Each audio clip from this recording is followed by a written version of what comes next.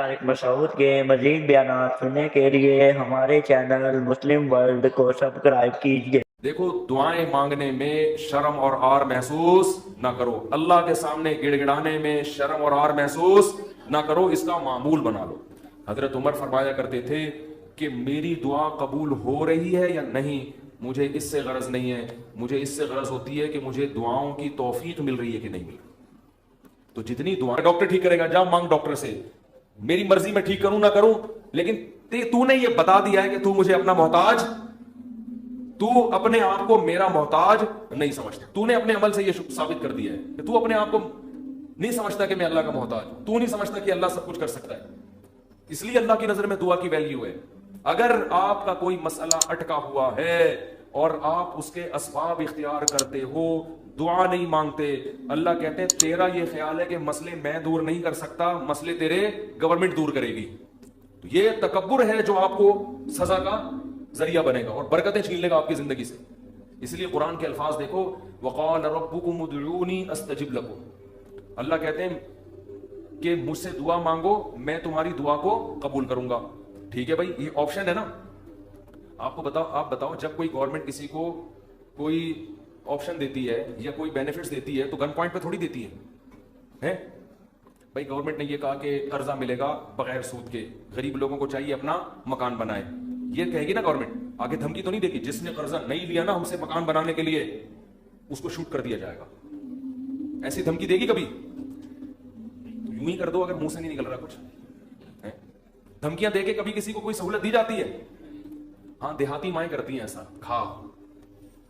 وہ ایک آدمی نے پرینک بنایا کہ انگریزوں کی مائیں اور پاکستانیوں کی مائیں میں کیا فرق ہے، بڑا زبردست تھا۔ انگریز کی ماں کھانا لا کے رکھ دے گی، کھانا ہے کھا، نہیں تو یہاں سے دفع ہو جا، ٹھیک ہے۔ پاکستانی اور دیہاتی ماں کیا کرے گی؟ وہ میرا بیٹا کھا لے، یہ میں نے تیرے لیے پکائی ہے بریانی، میں نے تیرے لیے یہ پکایا ہے، پہلے منتیں کرے گی، بچہ نہیں کھائے گا تو دھمکیاں دینے پہ آ جائے گی، اس کو کھا ورنہ میں تھپڑ ماروں گی تیرے کی، بے غیرت تو نے بنوایا کیوں مجھ سے، یہ مجھے پتہ نہیں ہے یہ۔ تو نارملی ایسا ہوتا نہیں ہے کہ آپ کسی کو کوئی نعمت دے رہے ہو اور ساتھ میں بندوق نکال کے بولو کہ یہ لو۔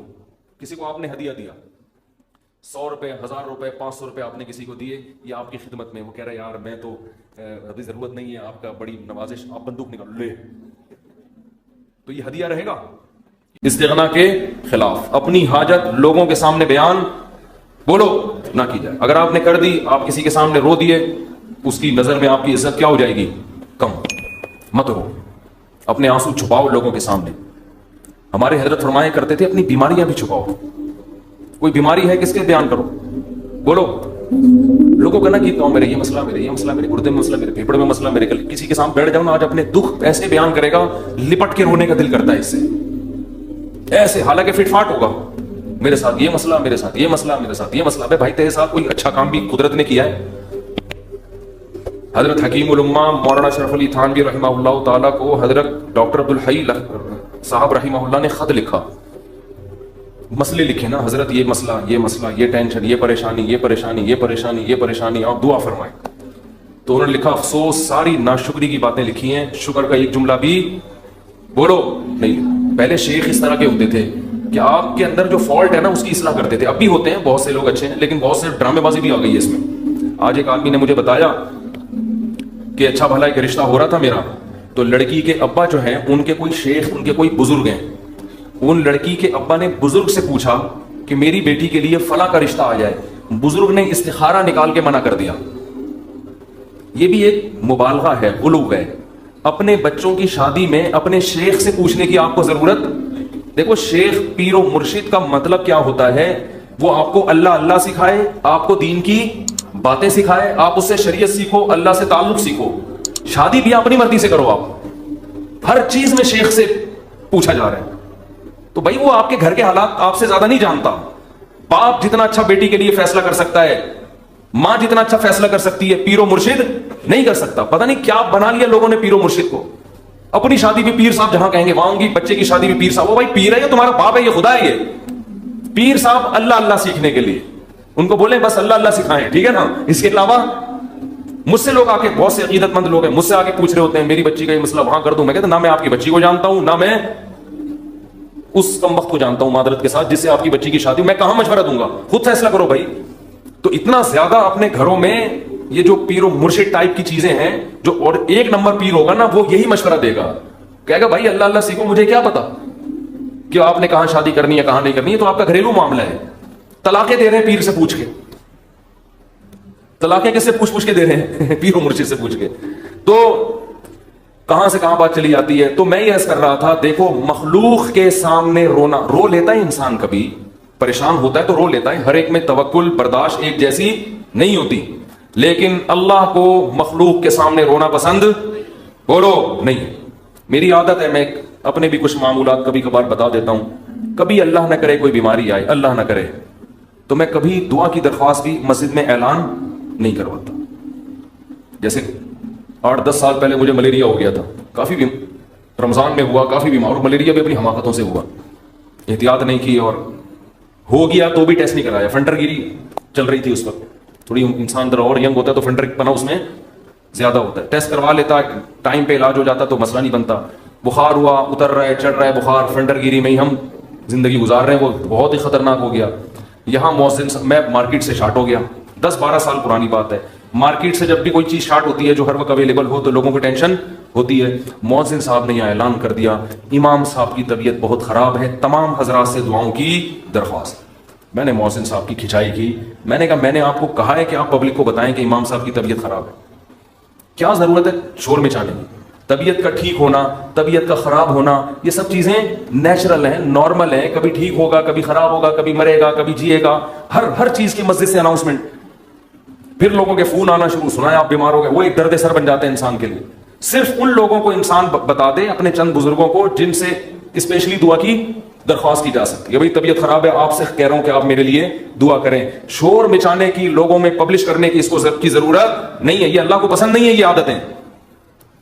آج اب دیکھو آبادی بڑھ رہی ہے نا، میں ہر نماز میں کوئی پرچی آ رہی ہوتی ہے، میرے فلاں کا بیمار ہے ان کے لیے دعا کرا دیں، میرے چچا کی طبیعت خراب ہے ان کے لیے دعا کرا دیں، میرے فلاں کا انتقال ہو گیا ان کے لیے دعا کرا دیں. اس کا کیا ہوتا ہے، میرے دماغ میں ان کا نام رکھنا مشکل ہو جاتا ہے. نام رکھنا کیا ہو گیا، الحمدللہ، اللہ گلے کا ایک توخ ختم ہو گیا. تو ایک دن ایسا ہوا، فجر کے بعد پرچی، ظہر کے بعد پرچی. اب میں پوری نماز میں بندے کا نام دماغ میں رکھا ہوا ہے کہ وسیم سجاد جو حلیم کی دیکھ والے ہیں ان کی طبیعت سیٹنگ چل رہی ہے، نماز کے بعد دعا کرانی، کیونکہ نہیں کراؤ پھر لوگ ناراض ہوتے ہیں. آپ کو بولا تھا ان کے لیے دعا کراؤ، یا تو پرچی وہاں لے جا کے رکھ دیں نا، زبانی میں اور ٹینشن.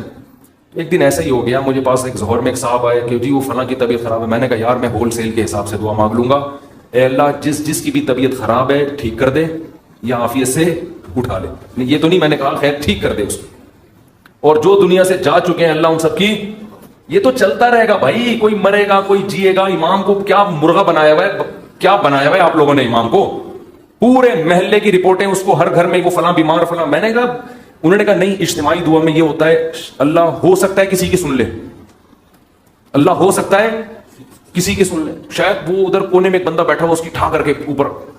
میں نے کہا دیکھو دعا اس کی زیادہ قبول ہوتی ہے جو درد دل سے مانگتا ہے، اور درد دل سے آپ کے ریلیٹو مانگیں گے.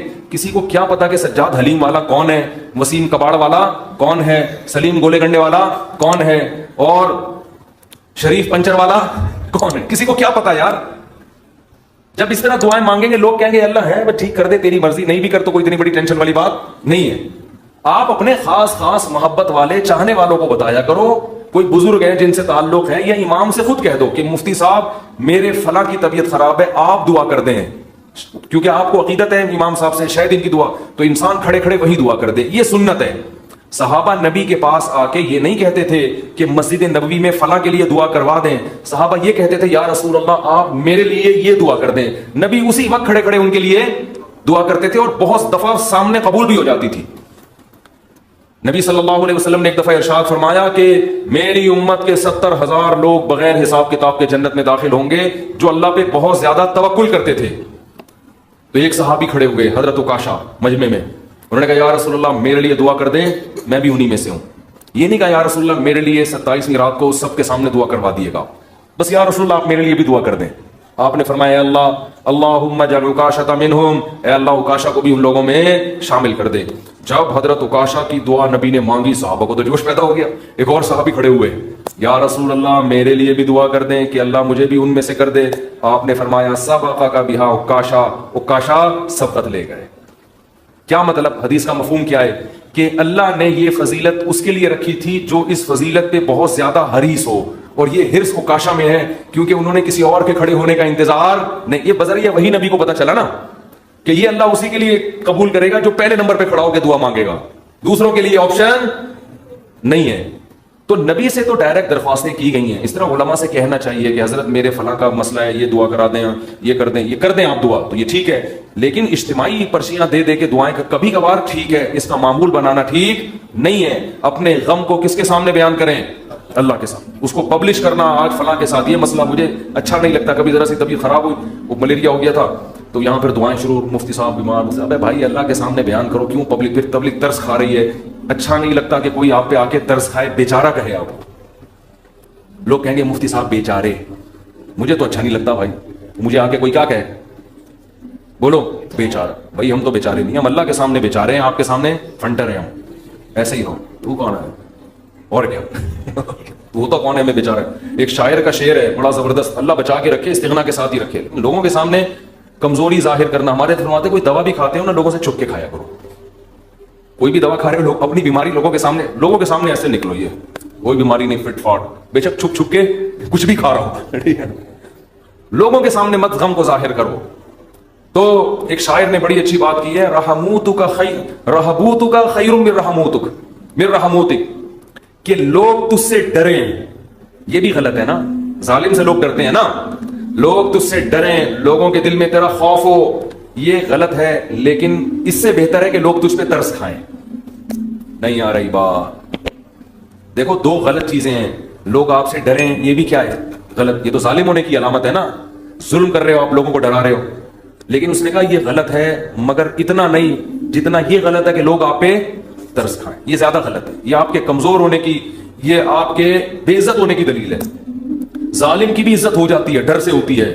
مظلوم جس پہ ظلم ہو رہا ہوتا ہے نا، اور وہ رو رہا ہوتا ہے ظالم کے سامنے، اس کی معاشرے میں عزت نہیں ہوتی. اور عزت بڑی چیز ہے. تو ہاں، ہر ایک کو ایک ہی لاٹھی سے نہیں ہانکنا چاہیے. ایک حد تک لوگ برداشت کرتے ہیں، اس کے بعد انسان کے حوصلے پست ہو جاتے ہیں. تو اس لیے اس ان چیزوں کا معمول ختم کریں. لوگوں کے سامنے مت بتائے کہ نہیں یہ ہو گیا فلاں ہو گیا. اللہ کے سامنے روئے انسان، اللہ کے سامنے اپنی حاجت. تو لوگوں کے سامنے اپنا غم بیان کر کے رونے سے عزت بڑھتی ہے یا کم ہوتی ہے؟ کم. اللہ کے سامنے رونے سے، اپنا غم بیان کرنے سے عزت کم نہیں ہوتی، بلکہ اللہ کی نظر میں عزت بڑھ جاتی ہے. ہمارا معاملہ الٹا ہے، پبلک کے سامنے روتے ہیں اور اللہ کے سامنے روتے ہوئے ہمیں شرم آتی ہے. میں نے دیکھا لوگ دعا میں منہ پہ ہاتھ رکھ لیتے ہیں اگر ان کو کبھی رونا بھی آ رہا ہو. بھائی کھلے عام رو، کوئی مسئلہ نہیں ہے. یہ اللہ کے سامنے رو رہے ہو. ہاں لوگوں کو دکھانے کے لیے مت رو. آج کل ٹیلی ویژن میں اس قسم کی چیزیں بھی موجود ہیں، پروگرام چل رہے ہوتے ہیں، رونے کے اشتہار لگے ہوتے ہیں. ہمارے ہاں رو رو کے دعائیں مانگی جائیں گی. آدمی حیران ہوتا ہے، تم نے پہلے سے اشتہار لگا دیا اور بالفرض تمہیں رونا نہیں آیا تو پبلک کہے گی تم نے اعلان تو یہ کیا تھا رو رو کے دعائیں مانگی جائیں گی، کم وقت رو کیوں نہیں رہا اب تو یہ ناٹک اور یہ ڈرامے اللہ کو پسند نہیں ہے. اور کمال کی بات یہ ہے کہ ہمارے نبی نے فرمایا اللہ سے رو کے دعا مانگو. رونا نہ آئے تو ٹینشن کی بات نہیں ہے، رونے والی صورت بنا لو، انداز رونے والا ہو، اسٹائل رونے والا ہو. جیسے بھکاری مانگ رہے ہوتے ہیں، دیکھو رونا نہ آئے اور انداز رونے والا بنا لے، یہ رونے سے بھی زیادہ بہتر ہے.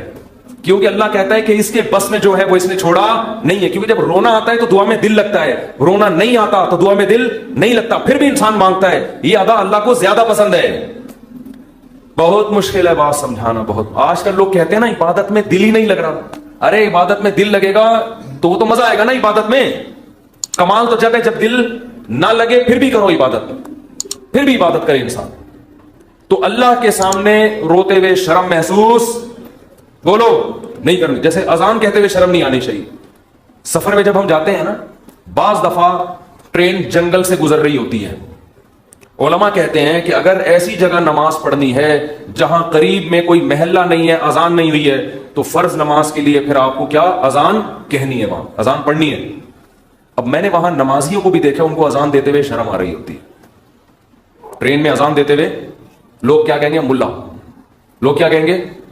ملا کہیں گے. ابے یہ تو پورا ملا نکلا. ہمارے محلے میں ایک صاحب کا رشتہ ٹوٹا اسی چکر میں. اچھا بھلا نوجوان، فٹ فاٹ، کھاتا پیتا، خوبصورت آدمی.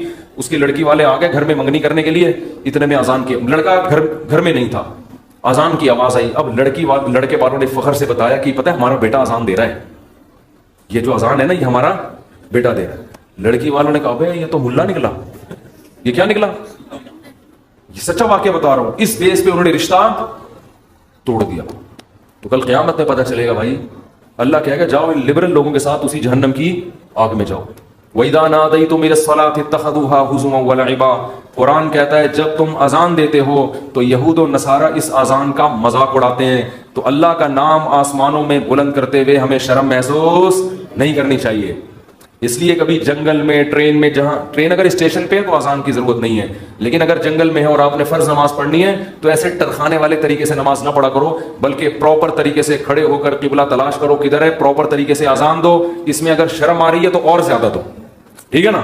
अल्लाह को बताओ कि अल्लाह इन कमबख्तों को नमाज छोड़ते हुए शर्म नहीं आ रही, तो मुझे तेरा नाम बुलंद करते हुए शर्म क्यों आएगी। अजान बहुत बड़ी इबादत है, अल्लाह की किबरियाई आसमानों में बुलंद होती है। और एक बात अजान पे आई है तो ये भी बता दूं, अजाने बहुत लंबी खींचना ये सुन्नत नहीं है।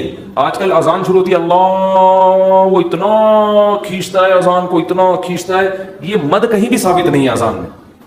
देखो अल्लाहु अकबर में जो अलिफ की मिकदार है ना, अल्लाहु, ये अल्लाहु ही है बस, अल्लाहु नहीं है कहीं भी। तजवीद की रूह से इधर मद बनता ही नहीं है। हाँ, जब आप कहते हैं हय्या अला सलाह तो यहां मद है, सलाह को खींच सकते हैं, हई को नहीं खींच सकते। हय्या अला सलाह, लोग क्या करें, हय्या अला सलाह, अजीब अजीब अजानें हो रही हैं।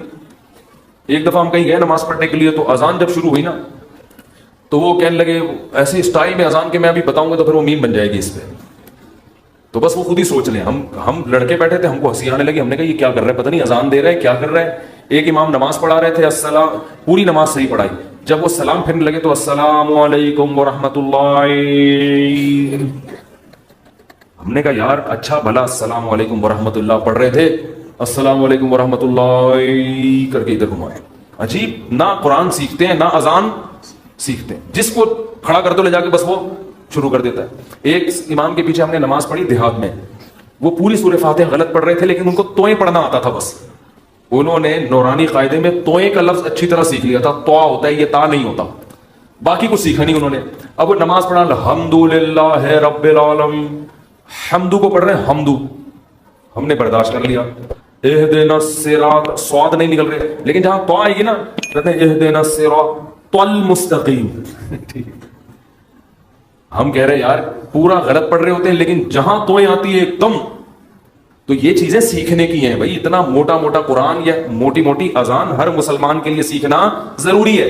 तो अजानों को बहुत ज्यादा खींचा ना करें, एक तो खिलाफ सुन्नत भी है, दूसरा लोगों से फिर अदब नहीं होगा अजान का।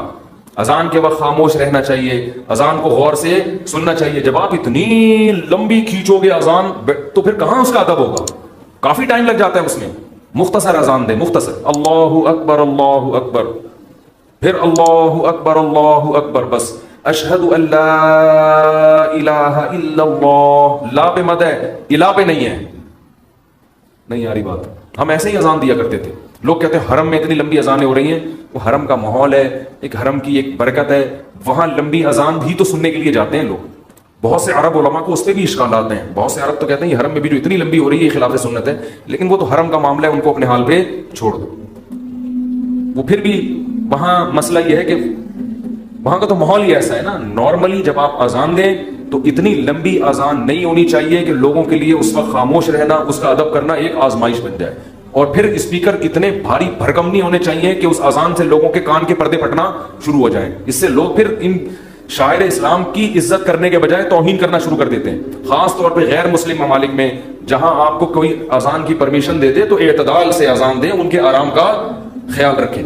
तो जल्दी से मैं ये बात को खत्म करूं, हदिया थोड़ी रहेगा। तो कोई भी जब हुकूमत या कंपनी किसी को सहूलत देती है तो वो गिफ्ट को फिर गिफ्ट ही करार देती है, लेकिन अल्लाह का स्टाइल यहां पे बिल्कुल अंदाज बिल्कुल अलग है। अल्लाह क्या कहते हैं, मुझसे मांगो। ये बेनिफिट्स मिल रहे हैं ना अल्लाह की तरफ से, है भाई। अल्लाह क्या कह रहे हैं, मुझसे मांगो और मैं जो मांगोगे मैं वो तुम्हें दूंगा। बस ये अल्लाह ठीक है, हमें तूने बता दिया कि हम मांगेंगे और तू देगा, हमें ये बात पता चल गई, अब हमारी मर्जी, हम जब चाहें तो उससे मांगे, हमें ये सहूलत का पता चल गया, अब हम हमारी मर्जी, अब हमारे पर। कहते हैं इट्स अप टू यू, कहते हैं ना ये अब आपके ऊपर है, आप मांगे या नहीं मांगे। नहीं आगे अल्लाह ने बंदूक निकाल ली है ठीक है ना, बंदूक निकाल ली। अल्लाह कहते हैं इन्नल्लज़ीना यस्तकबिरूना इबादती, याद रखो मुझसे मांगने में तकब्बुर किया میں نے تو کہا ہے مانگو, اگر نہیں مانگا کبر سے کام لیا کہ نہیں جی ہم نہیں مانگ رہے, سیدخلون جہنم داخرین, ذلیل کر کے جہنم کی آگ میں پھینک دوں گا. بڑے بھائی اللہ تو ہمیں گفٹ دے رہا ہے دعا کا یا جرمانہ لگا رہا ہے, کیا کر رہا ہے؟ سمجھ میں آنے والی بات ہے؟ کوئی سمجھ میں آنے والی بات؟ بالکل سمجھ میں نہیں آ رہی ہے.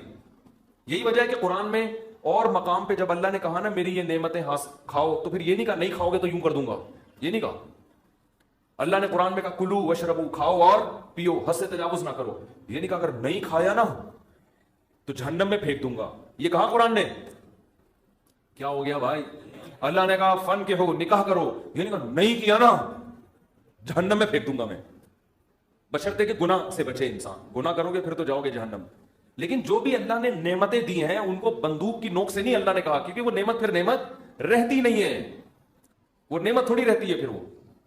لیکن یہاں اللہ کیا کہہ رہے ہیں, مجھ سے مانگو میں تمہیں دوں گا. ہم خوش ہو گئے, زبردست اللہ کی طرف سے انعام مل گیا, ٹھیک ہے جب سہولت سے ٹائم ملے گا تو مانگ لیں گے, موڈ ہوگا. اور نہیں بھی مانگا تو اللہ نے بس ایک آپشن دیا ہے کہ مانگو گے تو ملے گا. لیکن اللہ نے کیا کیا, انداز دیکھو, کہا کہ اگر نہیں مانگا تو جہنم میں ذلیل کر کے داخل کر دوں گا. سوال پیدا ہوتا ہے اللہ یہ تو گفٹ دے رہا ہے یا ہمیں ڈرا رہا ہے, آزمائش میں ڈال رہا ہے؟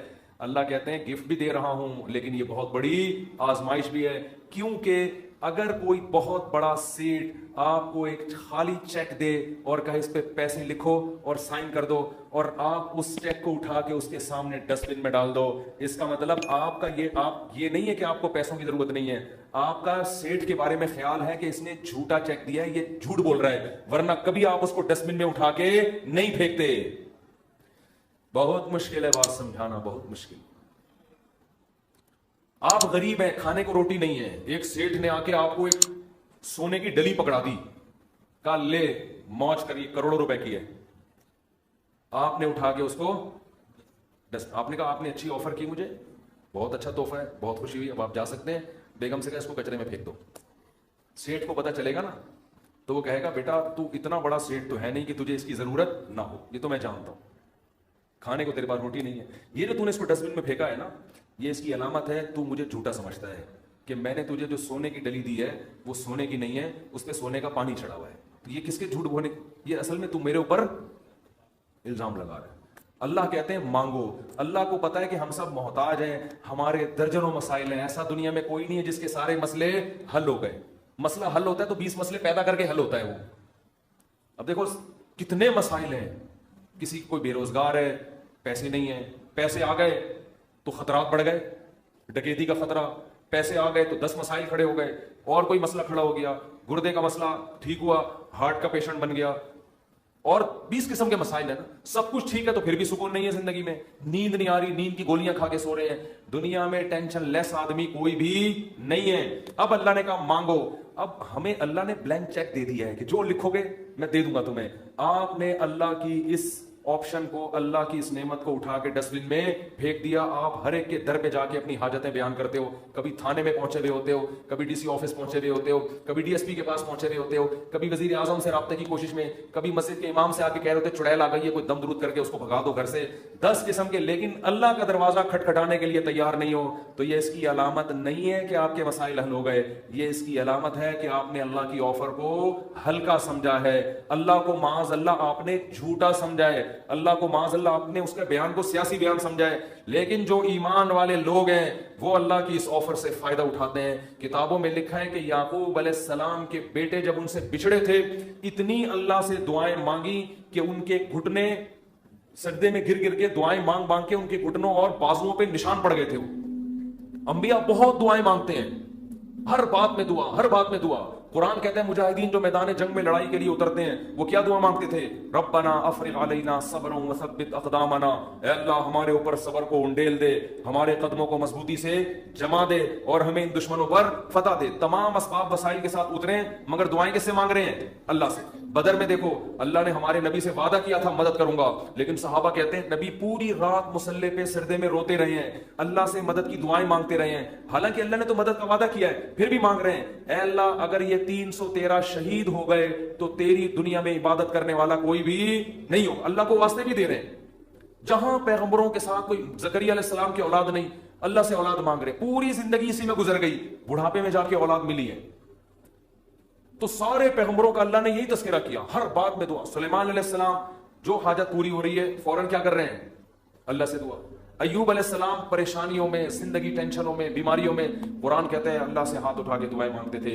अन्नी मस्सनी अद्दुर, ए अल्लाह बहुत परेशानी में हूं, अंत अरहमुर राहिमीन, तू सबसे ज्यादा रहम करने वाला।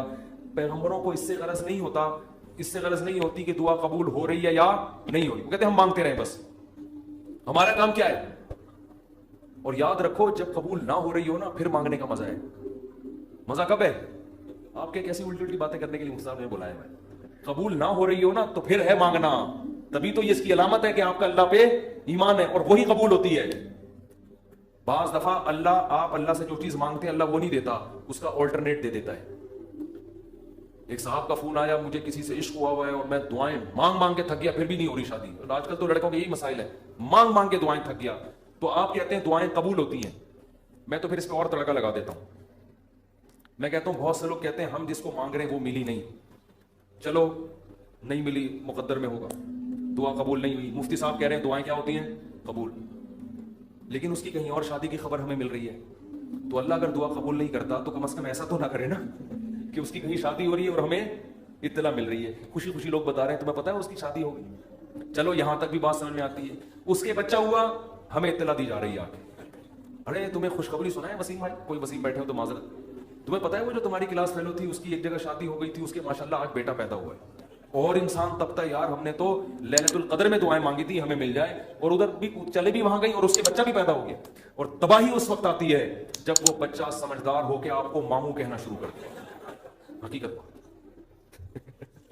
जब आप उनके घर जाए मिलने के लिए और वो आपकी पुरानी गर्लफ्रेंड बच्चे को तारुफ करवा रही हो, तुम्हारे मामू लगते हैं ये रिश्ते में, हकीकी तो नहीं है लेकिन रिश्ते में क्या लगते हैं, मामू। तो आप कहोगे यार ये दुआएं कबूल हो रही है, ये क्या हो रहा है, तो इस तरह भी होती हैं। तो ऐसे लोगों को मैं कहता हूं कि जो ये मायूस होते हैं ना, ये कबूल तो नहीं हो रही, तो भाई तो दुनिया में एक ही औरत पैदा हुई है क्या? अल्लाह के इल्म में ये बात थी कि वो तेरे लिए नुकसानदेह थी, हर चीज तुम्हारे लिए नहीं है। कुरान क्या कहता है, आसान तक रहू शैअन, बहुत सी चीजों को तुम पसंद नहीं करते लेकिन अल्लाह ने उसमें खैर रखी होती है। बहुत सी चीजों को तुम पसंद करते हो, अल्लाह ने उसमें तुम्हारे लिए खैर नहीं रखी होती। वल्लाहु यालम, अल्लाह कहते हैं मुझे पता है, व अंतुम ला तालमून, तुम जाहिल हो, तुम नहीं जानते। अल्लाह से आगे निकलने की कोशिश मत करो। सूरह कहफ में वाकया नहीं है क्या कि हजरत खज़र अलैहिस्सलाम ने एक नौजवान बच्चे को कत्ल कर दिया था। मूसा अलैहिस्सलाम ने पूछा क्यों मारा, इनमें माँ बाप का क्या कसूर था? फरमाया ये बच्चा बड़ा होकर माँ बाप का बागी बनता, इसलिए अल्लाह ने उठा लिया इसको। और नेक वालिदैन थे, अल्लाह इनको दूसरी औलाद देगा। अब वो वालिदैन तो रो रहे होंगे, हाय हमारा बच्चा अल्लाह ने छीन लिया हमसे। भाई अल्लाह के इल्म में ये बात है कि इसके का नेमुल बदल अल्लाह तुम्हें अता करेगा, और वो ऐसा होगा जो तुम्हारी खिदमत करेगा। तो हमें नहीं पता, कुछों की औलाद नहीं होती, वो परेशान है, वो क्यों नहीं, इसी में खैर है। क्या भरोसा कोई औलाद हो और वो आप ही का सर बजाना शुरू कर दे। वो जो जैसा चल रहा है अल्लाह से अच्छी उम्मीद रखो, अल्लाह मेरे साथ यही ठीक, सर पे बाल उगाए ठीक है, नहीं यूं बोला करो मुझ पे टिंड सूट करती है इसलिए अल्लाह मुझे बाल नहीं दे रहा। बहुत से लोगों के मसले बाल ही नहीं हो रहे, मालिशें कर करके, जैतून की मालिशें, ये आंवला खा लिया उन्होंने, लगाने के बजाय ना खाना शुरू कर दिया उन्होंने नहीं हो रहे हैं। ऐसे लोग, ऐसे गंजे दुनिया में मौजूद हैं। मुझसे आके पूछ रहे होते हैं आपने क्या किया है जो आपके बाल उगाए? तो भाई हर एक के नहीं उगेंगे, ये आजमाइश है अल्लाह की तरफ से। तो इसी में सब्र करो यार, मर के क्या हो जाएंगे, खत्म। इसी में इस पे रोटियां पकाओ। जब एक बड़ा सर हो ना और बड़ी खूबसूरत सी टिंड हो, तो मेरा तो दिल करता है इसको धूप में गर्म करके इस पे चपातियां मजा आता है। सर भी बड़ा हो और तमीज से बना हो, तो एकदम एक ऐसा ऐसा फील सा होता है। खैर ये तो मजा, उस पर एड्रेस लिख दो, कभी गुम नहीं हो गया। तो अगर अल्लाह ने टिंड दी है, बहुत से काम उस टिंड से लिए जा सकते हैं, एड्रेस लिख दो उस पे, तो उसका फायदा ये होगा कि कभी भी गुम नहीं होगे। खैर ये तो मैं मजाक कर रहा हूं, लेकिन अल्लाह ने जो आजमाइश मुकद्दर की है, क्या करो भाई, सब्र। खवातीन परेशान होती हैं, बच्चे मर जाते हैं बाज़ दफा बचपन में। नबी ने क्या फरमाया, जिस औरत का बचपन में बच्चा मर गया और उसने सब्र किया, मैं उसके लिए जन्नत की जमानत लेता हूं। بے صبر لوگ اللہ کو پسند نہیں ہے. ہم نے اپنے بچپن میں ایسی عورتیں بھی دیکھی ہیں, جوان بیٹا مر گیا, آنسو نکل رہے ہیں ان کے, میں نے خود اپنی آنکھوں سے دیکھا, آنسو نکل رہے ہیں ماں کے, لیکن اللہ سے کہہ رہی ہے اے اللہ یہ آنسو میرے اختیار میں نہیں ہے اس لیے رو رہی ہوں, کہیں تو مجھے بے صبر لوگوں میں شامل نہ کر لینا. میں نے ایسی عورتیں دیکھی ہیں بچپن میں, جوان بیٹا مرا ہوا ہے اور ماں رو کے کیا کہہ رہی ہے, اللہ یہ میرے اختیار میں نہیں ہے اس لیے رو رہی ہوں. دیکھو ایسی عورتیں ہوا کرتی تھیں. اب تو چیخنا, چلانا, واویلا کرنا, شور شرابہ, گھروں میں چیزیں اٹھا اٹھا کے پھینکنا, اس کو سمجھتے ہیں بڑا نیک آدمی ہے یہ. تو صبر کرنے والے پسند ہیں. مانگتے رہو مانگتے رہو مانگتے رہو, اس چکر میں مت پڑو کہ کون سی قبول ہو رہی ہے کون سی نہیں ہو رہی. ہر چیز اللہ سے مانگے. نبی نے فرمایا جوتے کا تسمہ بھی ٹوٹ جائے تو کس سے مانگو, اللہ سے. اس کا مفہوم پتہ ہے کیا ہے؟ مطلب یہ کہ لوگوں سے مت مانگو, لوگوں سے مت مانگو. ہر حاجت کس کے سامنے پیش کرنی ہے, اللہ سے. پھر قبول ہو جائے ٹھیک ہے, نہیں ہے تو زیادہ ٹھیک ہے. اور میں نے تو اپنی زندگی میں دیکھا ہے بھائی کہ انسان حقیقت میں اللہ سے گڑگڑا کے مانگتا ہے نا, دعا قبول ہوتے ہوئے نظر آتی ہے اس کو. دیکھو دعا کی حیثیت کیا ہے کہ آپ نے اللہ کے دفتر میں اپنی فائل جمع کرا, تسلی ہو گئی, آپ کا کام اب ہو جائے گا, اب آپ ٹینشن نہ لیں. لوگ کہتے ہیں نا گورنمنٹ کے ادارے میں بھائی ہم نے فائل جمع کرا دی ہے. طارق مسعود کے مزید بیانات سننے کے لیے ہمارے چینل مسلم ورلڈ کو سبسکرائب کیجیے. اب ہمارے بس میں جو تھا وہ ہو گیا, اب یہ پروسیس سے گزرے گی. جو بھی آپ کا پلاٹ آپ کے نام ہونا ہے, گاڑی آپ کے نام ہونی ہے, گھر پہ آپ کو میسج آ جائے گا. اب تمیز سے بیٹھ جاؤ, بار بار جا کے وہاں پوچھتے نہیں رہو فون کر کے سر میرا کام ہو گیا, سر میرا کام ہو گیا. بھائی فائل, پیشنٹ آپ ہاسپٹل میں, اچھے ہاسپٹل میں اگر آپ داخل کرا دیتے ہو, آپ کہتے ہو وہ بندہ سیو ہے, اب یہ ڈاکٹروں کے حوالے میں نے کر دیا, اب آپ تسلی سے. تو جب آپ دنیا میں تسلی کر لیتے ہو یار پیشنٹ ڈاکٹروں کے حوالے کر دیا, فائل گورنمنٹ کے دفتر میں جمع کرا دی ہے, تو اللہ کے ہاں دعا مانگ کے بھی مسلمان کو تسلی ہوتی ہے. میں نے اپنا دکڑا کس کے سامنے رکھ دیا ہے؟